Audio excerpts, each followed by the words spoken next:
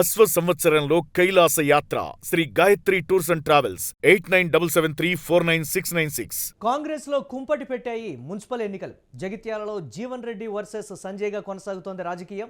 దిగజారినటువంటి పరిస్థితులతో జీవన్ రెడ్డి కన్నీరు మున్నీరవుతున్నారు. పార్టీలో జరుగుతున్నటువంటి పరిణామాలపై తీవ్ర ఆవేదన వ్యక్తం చేస్తున్నారు. ఎన్నికల్లో తన వర్గానికి సీట్లు కేటాయించకపోవడంపై ఓటర్లు పార్టీ కార్యకర్తల ముందే కంటతడి పెట్టుకున్నారు జీవన్ రెడ్డి. ఈ వయసులో పార్టీ ఇబ్బందులు పెట్టడాన్ని జీర్ణించుకోలేకపోతున్నారని కూడా జీవన్ రెడ్డి కామెంట్స్ చేస్తున్నారు. జీవన్ రెడ్డిని కాంగ్రెస్ కార్యకర్తలు ఓదారుస్తున్నారు.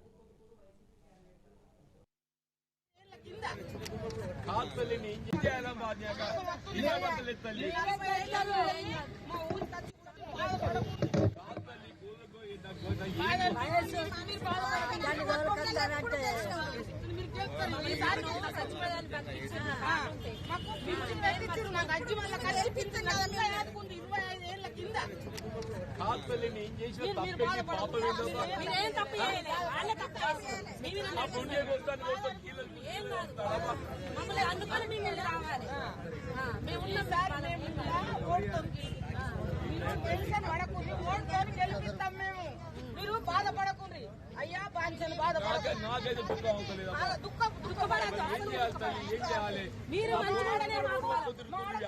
మీరు మంచిగా కొడుకు బాధపడుతుంది, నిన్న బాగా బాధపడ్డాడు. మీరు బాధపడకుండా మేము గెలిపిస్తాం. గెలిపిస్తాం మేము. మీరు బాధపడకుండా అస్సలు బాధపడకుండా.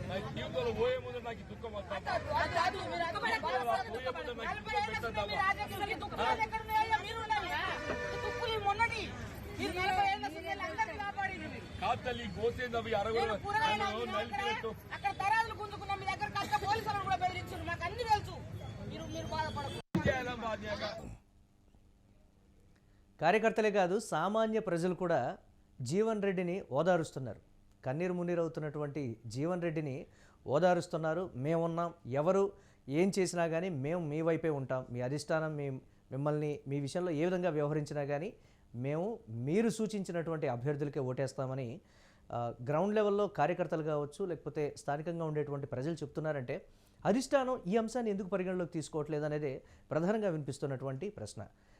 జీవన్ రెడ్డిని కాదని, సీనియర్ అయినటువంటి జీవన్ రెడ్డిని కాదని కాంగ్రెస్ కేంద్ర నాయకత్వంతో కూడా మంచి సంబంధాలు కలిగినటువంటి జీవన్ రెడ్డిని, సీనియర్గా ఉన్నటువంటి వ్యక్తి సలహాలు సూచనలు తీసుకోకపోగా నియోజకవర్గంలో పక్కన పెట్టి బీఆర్ఎస్ పార్టీ నుంచి కాంగ్రెస్ పార్టీలోకి వచ్చారు అని ముద్ర ఉన్నటువంటి సంజయ్ సూచించినటువంటి అభ్యర్థులకి దాదాపుగా 30 మందికి సీట్లు కేటాయించడం కావచ్చు. నియోజకవర్గంలో ప్రస్తుత పరిస్థితిని రాష్ట్ర నాయకత్వం పట్టించుకోకపోవడానికి సంబంధించి, అలాగే దాదాపుగా 70 ఏళ్ల వయసులో ఆయన పడుతున్నటువంటి ఇబ్బందులు, పార్టీ పెడుతున్నటువంటి ఇబ్బందులు, వీటన్నిటిని కూడా జనం అయితే గమనిస్తున్నారు అనేది అయితే మనకు ఆ విజువల్ ద్వారా అయితే అర్థమవుతుంది. దీనిపై మరిన్ని అప్డేట్స్ మా కరెస్పాండెంట్ సతీష్ అందిస్తారు. సతీష్, ప్రజలు జీవన్ రెడ్డి వైపు ఉన్నారు, కార్యకర్తలు జీవన్ రెడ్డి వైపు ఉన్నారు, అభ్యర్థులు మాత్రమే సంజయ్ వైపు ఉన్నారు అనేటువంటి మాట క్లియర్ కట్గా ఆ విజువల్ రూపంలో మనకు తెలిసిపోతుంది. ఏంటి అసలు గ్రౌండ్ లెవెల్ ఇష్యూ ఏంటి? కాంగ్రెస్ పార్టీలో మున్సిపల్ ఎన్నికలకు సంబంధించి ఈ ఒక్క నియోజకవర్గంలోనే కాదు, ప్రతి నియోజకవర్గంలోనే ఇదే విధంగా ఉంది. కానీ జగిత్యాలలో ఇది తారాస్థాయికి చేరింది అనేటువంటి మాట. రిజల్ట్ సంగతి పక్కన పెడితే మాత్రం జీవన్ రెడ్డి పడుతున్నటువంటి బాధ, ఆయన్ను అధిష్టానం పెడుతున్నటువంటి ఇబ్బందికి సంబంధించి ఆయన చెప్పుకోకపోయినప్పటికీ కూడా ప్రజలు కార్యకర్తలు గమనిస్తున్నటువంటి సిచ్యువేషన్. ఎలా చూడాలంటారు ఈ పరిణామాన్ని? ఇప్పటికైనా కాంగ్రెస్ అధినాయకత్వం దీనికి సంబంధించి ఆలోచిస్తుందా అనేటువంటి ఒక వెర్షన్ అప్డేట్ చేయండి. ముఖ్యంగా మున్సిపల్ ఎన్నికల వేళ ఏదైతే టికెట్ల కేటాయింపులో జరిగినటువంటి పరిణామాలపైన కాంగ్రెస్ ఎమ్మెల్సీ జీవన్ రెడ్డి పెద్ద ఎత్తున భావోద్వేగానికి లోనయ్యారు. జగిత్యాల జిల్లాలో పార్టీ నిర్ణయాలకు వ్యతిరేకంగా ఆయన వ్యాఖ్యలు చేస్తున్నారనేది కూడా ఒకవైపు పార్టీ కూడా చూస్తా ఉన్న పరిస్థితులు కనబడుతున్నాయి.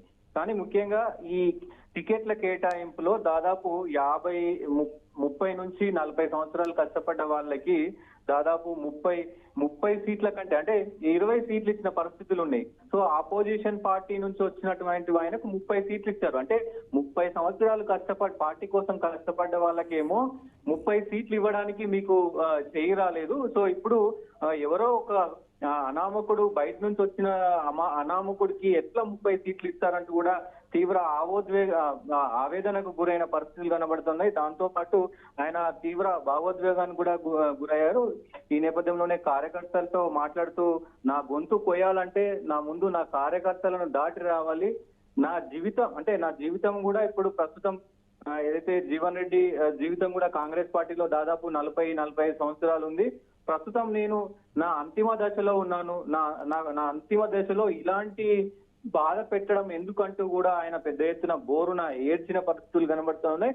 సగటు అక్కడ ఉన్నటువంటి నాయకులకు, అక్కడ ఉన్నటువంటి ఏదైతే సగటు ప్రజలకు కూడా ఆయన చూస్తే ఒక కంటనీరు వచ్చిన పరిస్థితులు కనబడుతూ ఉన్నాయి. ముఖ్యంగా గతంలో ఏదైతే రేవంత్ రెడ్డి చేసిన వ్యాఖ్యలను కూడా ఆయన గుర్తు చేసిన పరిస్థితులు ఉన్నాయి. సో రేవంత్ రెడ్డి పిసిసిగా ఉన్నప్పుడు పార్టీ మారిన ఎమ్మెల్యేలను రాళ్లతో కొట్టాలని ఆయన అన్నారు.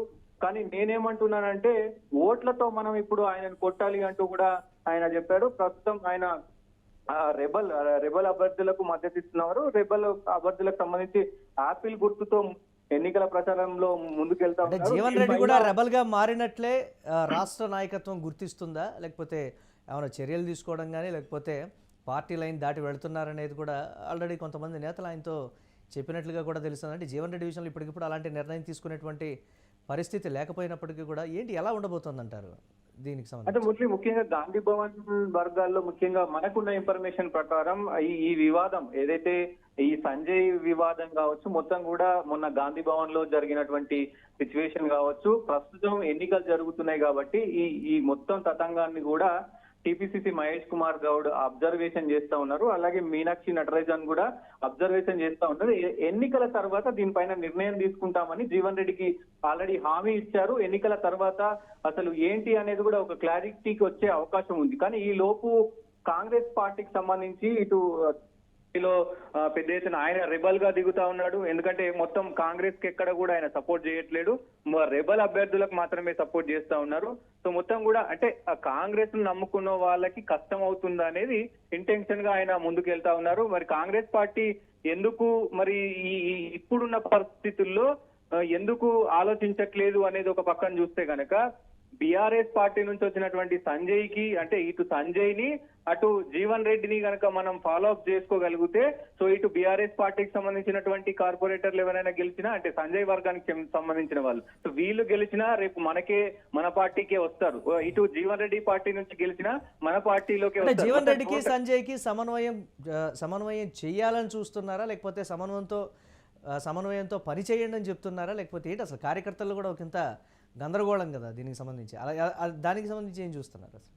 అంటే ముఖ్యంగా ఎక్కడ కూడా, ఎందుకంటే గతంలో 10 సంవత్సరాల నుంచి కూడా 10 సంవత్సరాల నుంచి గత 10 సంవత్సరాల్లో ఎప్పుడు కూడా జీవన్ రెడ్డి వర్సెస్ బీఆర్ఎస్ గా నడిచింది. జీవన్ రెడ్డి మొత్తం కూడా బీఆర్ఎస్ ని చీల్చి చెండాడిన పరిస్థితి జగిత్యాలలో ఒకవైపు బీఆర్ఎస్ మీద పెద్ద యుద్ధమే చేశాడు. అన్ఫార్చునేట్లీ ఆయన మొన్న జరిగినటువంటి 2023లో ఓడిపోవడం పెద్ద మచ్చ అని చెప్పుకోవచ్చు. ముఖ్యంగా ఇప్పుడు గెలిచిన తర్వాత కూడా సేమ్ అదే పరిస్థితి ఉంది. సో ఆయన గెలిచినటువంటి ఎమ్మెల్యే మళ్ళీ ఈ పార్టీలోకి రావడం, మొత్తం మళ్ళీ ఆయనదే పెద్దం అవడం, కాంగ్రెస్ కార్యకర్తలకి ఇక్కడ ముఖ్యంగా ఆయన ఇంటెన్షనల్ గా ఆయన చెప్పేది అంటే, సరే నాకు 40 ఏళ్ల చరిత్ర ఉంది, నేను కొన్ని పదవులు అనుభవించాను, ఓకే నా వరకు ఓకే, నా కింద నాతో పాటు మొత్తం కూడా జిల్లా వ్యాప్తంగా కూడా నాతో పాటు అది కాంగ్రెస్ రాష్ట్ర నాయకత్వం 2023లో జరిగినటువంటి ఎన్నికల మూడ్లోనే ఇంకా జనాలు ఉన్నారు, అందుకే సంజయ్కి బీఆర్ఎస్ పార్టీలో ఓట్ల శాతం ఎక్కువగా ఉంది కాబట్టి సో దానికి సంబంధించినటువంటి రిజల్ట్ ఇక్కడ కూడా రిపీట్ అవుతుంది అనేటువంటి మాట. అంటే జనాల్లో కొంచెం వాళ్ళ ఒపీనియన్ కూడా మారింది. ప్రస్తుతం జరుగుతున్నటువంటి రాజకీయ నేపథ్యంలో ఆ ఓటింగ్ అంతా కూడా జీవన్ రెడ్డి వైపు టర్న్ అయింది అనేటువంటి ఒక వెర్షన్ కూడా వినిపిస్తోంది కదా సతీష్, దీన్ని ఎలా చూడాలంటారు మనం? మారే అవకాశాలు అయితే ఉంటాయి. ఎందుకంటే ఇప్పుడు ప్రస్తుతం జగిత్యాలకు సంబంధించి ఏదైతే ఈ సింపతి వర్కౌట్ అయ్యే అవకాశాలు కూడా ఉంటాయి. రెబల్ అభ్యర్థులు గెలిచే అవకాశాలు కూడా ఉంటాయి.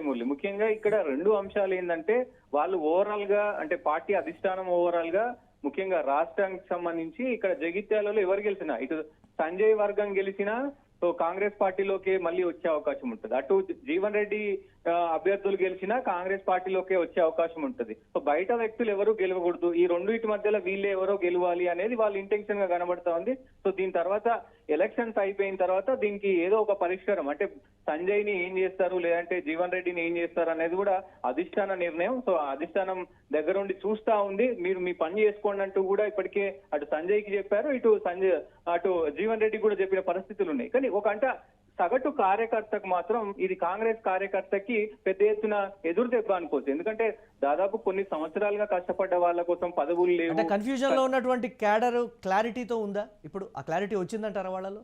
అంటే ఎవరైతే కట్టర్ కాంగ్రెస్ అంటే కార్యకర్తగా కాంగ్రెస్ ఎజెండా, కాంగ్రెస్ సిద్ధాంతాలు, కాంగ్రెస్ యొక్క ఆ భావజాలం ఉన్నట్టు వాళ్ళందరూ కూడా ప్రస్తుతం ఇప్పుడు జీవన్ రెడ్డి వైపు ఉన్నారు. కానీ ఏదైతే ఈయన సంబంధించి కొంత మేర ఏదైతే బీఆర్ఎస్ క్యాడర్ లోని కొంత అవకాశవాదులు ఉంటారో వాళ్ళు మాత్రమే సంజయ్ వైపు ఉన్నారు. సో ఈ ఒడిదుడుకుల మధ్య మరి ఎవరు గెలుస్తారు ఏంటి అనేది కూడా ఒక చర్చనీయాంశంగా మారింది. దాంతో పాటు మొత్తం కూడా రాష్ట్రంలోనే ఈ ఏదైతే ఈ జగిత్యాలకు సంబంధించి మొత్తం కూడా ఒక సెన్సేషనల్ గా మారింది. ఎందుకంటే తరచుగా గత 2 సంవత్సరాల నుంచి కూడా తరచుగా ఈ వివాదాలు అనేవి నడుస్తా ఉన్నాయి. ప్రస్తుతం మరి ఏం జరుగుతుందో చూడాల్సిన అవసరం అయితే ఉంటది. Right, thanks for updates Satish. ఇక కాంగ్రెస్ లో మున్సిపల్ ఎన్నికలు కుంపటిని రాజేశాయి. జగిత్యాలలో జీవన్ రెడ్డి వర్సెస్ సంజయ్గా రాజకీయం నడుస్తోంది. దిగజారినటువంటి పరిస్థితులతో జీవన్ రెడ్డి కార్యకర్తల ముందు, ప్రజల ముందు కన్నీరు మున్నీరవుతున్నారు.